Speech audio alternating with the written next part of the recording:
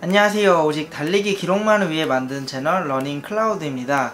오늘은 본격적으로 다음 시즌을 준비하며 계획을 세워보려고 합니다. 우선 계획을 말하기 전에 다음 시즌의 목표로 하는 대회와 기간을 설정해야 할 텐데요. 저는 내년 3월 중순으로 예상되는 서울국제 마라톤 대회 10km 분야에 참여 계획이며, 지금으로부터 약 18주 정도의 기간이 남았기 때문에 18주 정도 기간을 잡고 훈련을 계획할 것입니다. 18주 동안 각각 6주씩 총 3가지의 전략을 가지고 왔는데요. 각기 다른 내용을 가지고 있고 순차적으로 진행되어야 하기 때문에 이 부분을 참고하면서 계획을 세워보도록 하겠습니다. 각각의 3가지 전략 사이에는 중간 테스트를 할 예정입니다. 1차 전략 이후에는 1마일 테스트를 진행하여 그 기록을 가지고 2차 전략에 들어갈 생각이고요.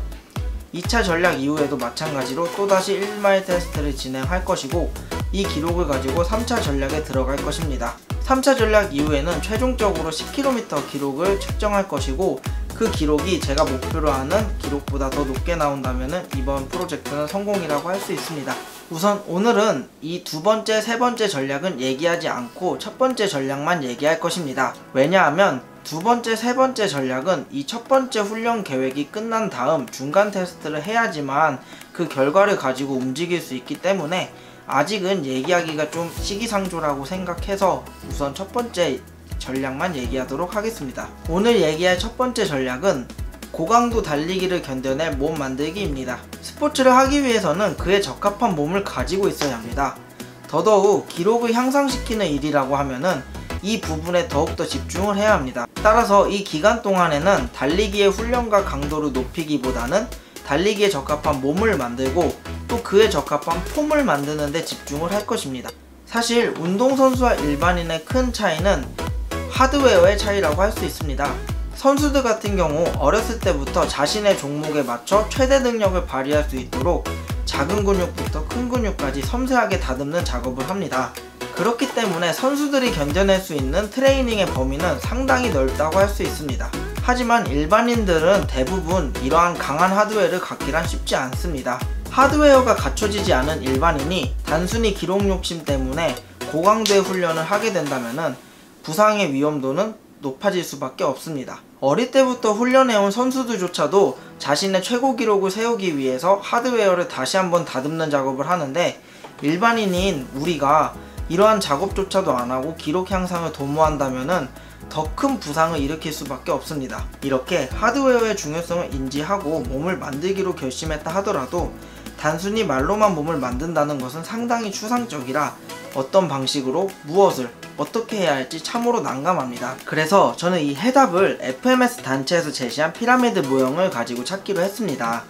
FMS는 기능적 움직임을 얘기하는 미국의 단체인데요. 이 단체에서 제시하는 기능적 움직임을 간단하게 요약한 내용이 피라미드 모형입니다. 우선 가장 꼭대기에 위치한 스포츠에 자신이 현재 하고 있는 운동 종목을 대입시켜 봅니다. 저의 경우는 10km 달리기를 했을 때 아랫부분에 보이는 기능적 움직임들이 잘 표현되는지를 가장 먼저 확인해야 되는데요. 이때 가동성과 안정성을 가장 먼저 봐야 됩니다. 이 두 가지 기능이 몸에서 제대로 기능하지 않는다면 10km 달리기를 할 수 없는 몸이라 생각하시면 되고, 이 두 가지 기능이 적절하게 움직인다 하더라도 몸의 신진대사 능력 또한 받쳐주어야 합니다.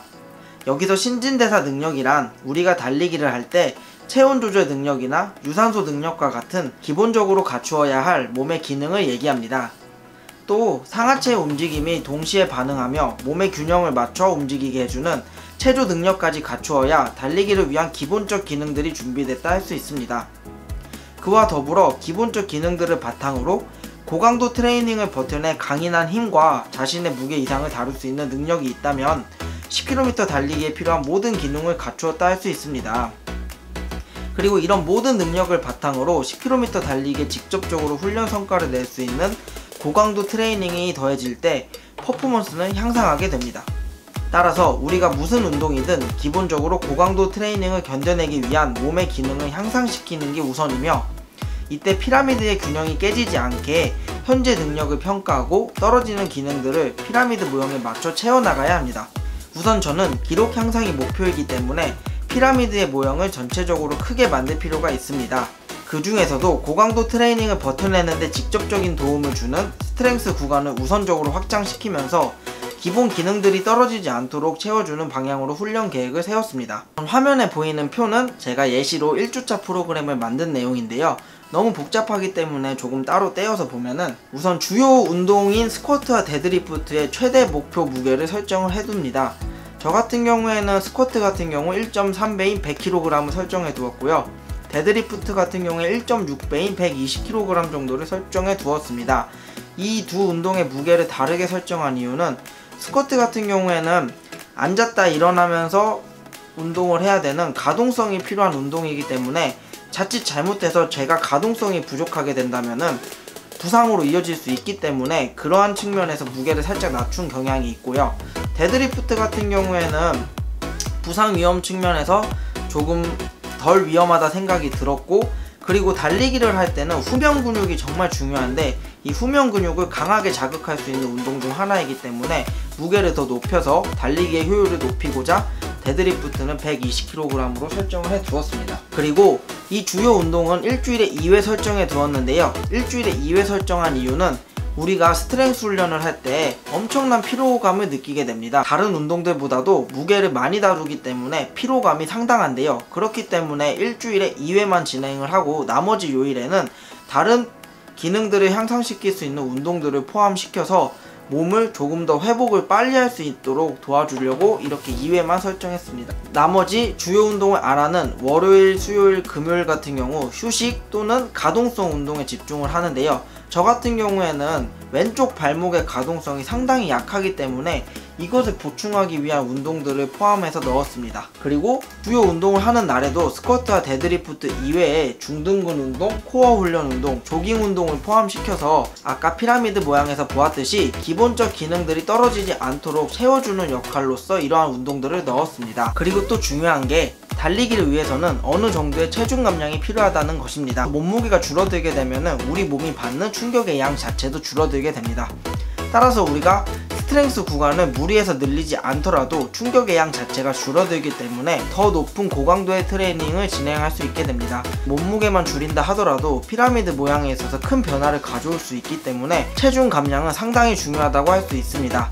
따라서 현재 체중이 74kg인데 이 체중을 6주간의 기간 동안 70kg 정도까지 만들 예정입니다. 사실 오늘은 저한테 전적으로 맞춘 계획표라 여러분 모두에게 공통적으로 도움이 된다라고 할 수는 없습니다. 하지만 기능적 움직임이라는 것은 어떠한 운동에 있어서도 기본적으로 갖추어야 할 내용이기 때문에 10km 달리기든 풀코스든 하프코스든 여러분들이 하는 운동에 있어서 중요하다고 말씀드릴 수 있습니다.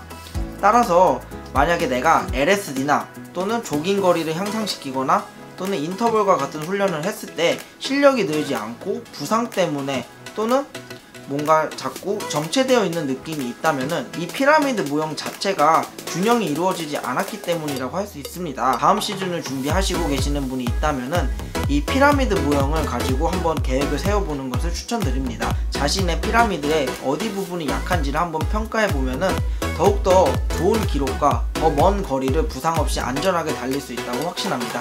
저도 이제 계획표를 세웠으니까 다음 시간부터는 열심히 운동하는 모습 보여드리도록 하겠습니다. 감사합니다.